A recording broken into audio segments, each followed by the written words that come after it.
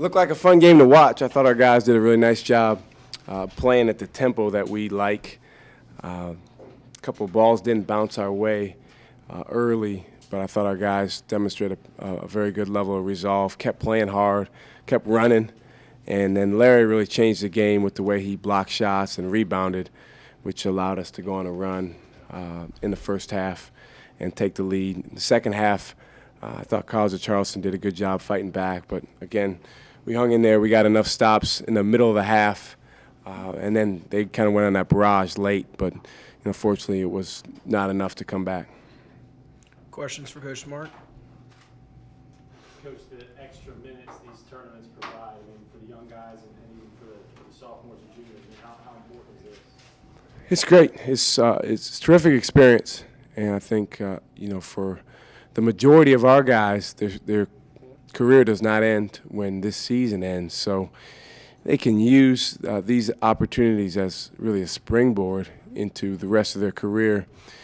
Even for guys that are moving on, it's a chance to continue playing basketball and keep winning games, add to their impressive resumes. T.J. Gwynn won his 100th game at VCU tonight. Larry Sanders had his 1,000th point. So, really impressive, I think, for all of our guys to continue playing and playing well. What about you, Shaka? How does this benefit you to play these extra games? Well, it's a good question, actually. It benefits us in a lot of ways. Number one, it's a chance to keep practicing and playing and, adding to our win total. I think it gives us an opportunity to experiment with some things in terms of strategy, X's and O's, maybe some different plays, some different alignments, to get some guys some extra minutes that they may not have had earlier in the year. And I think as a young coach, every game you coach is golden in terms of just the opportunity to grow and learn.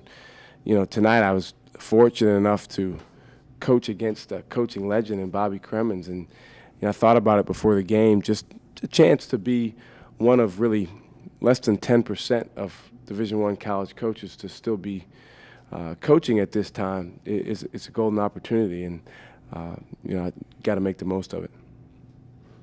Did you have any second thoughts? You took Joey and Larry out, and suddenly there was a rain of threes and sort of tightened the game up. Were you thinking, maybe you should have kept them in a little longer? No, it's just more a little frustrating than anything else that that they made those shots. They made some tough shots, but I knew we'd be okay at that point. You just you certainly want to get a hand up and contest all those shots, but then, give those guys credit. They made some tough shots. Shaka, Joey sort of mentioned that you mentioned ODU and Richmond, how they used that sort of last year's postseason experience as a springboard into this season. If you could elaborate a little bit on what you said to the guys heading into this tournament in terms of not only getting things done this year but building towards next year. Well, I think it kind of goes without saying that a lot of our guys were disappointed by not making the NIT or not being chosen by the NIT. But I think you have a choice after that to decide how you're going to respond and what you want to do. I give our guys a lot of credit.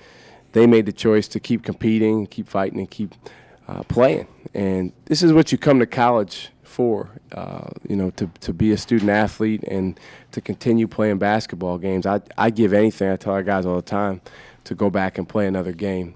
And now they have an opportunity once again on Wednesday to play. There's 4 teams left in the tournament now. So having a chance to win a postseason tournament, as you mentioned, gives us some valuable experience. And, we're going to be playing against very good teams. So, again, a chance to test ourselves against very good competition. What were your thoughts on sort of the turnout tonight from the fans and what you may be looking forward to on Wednesday? I'm always excited about our fans. I think particularly on kind of short notice. This wasn't a game that was on our schedule all year long. Our fans came out in very good numbers, and they're always loud, regardless of how many are here. So it really helps our team. Man, I wish I could take those fans with us on the road just for one guy, Brandon Rozelle, because it's like a light switch. When he's playing in front of our fans, he's phenomenal. So obviously for our whole team, it's a big benefit to be home at the Siegel Center. Any more questions for Coach Smart? Larry getting his thousandth point. I guess you just talk about his impact. Yeah, I didn't realize that he was at 989 going into the game until somebody pointed out to me this morning. And, to be at 1,000 points in your junior year is quite an accomplishment, particularly if you didn't score very much as a freshman. And I think what that means is Larry's really, really come a long way as an offensive player in a couple years. And the way that he went about scoring his 1,000th point tonight was terrific because if you remember on that play, he attacked the basket, and that's what we want. But I thought his game overall was one of his better games of the year. He made a conscious effort to go and get every offensive rebound or every defensive rebound. He got 15 of them, and then changed a lot of shots, blocked I think 4 shots, and then on the offensive end again when he did attack the basket, good things happened. Anything else for Coach Smart? Thanks, guys. Thanks, Thanks. Coach.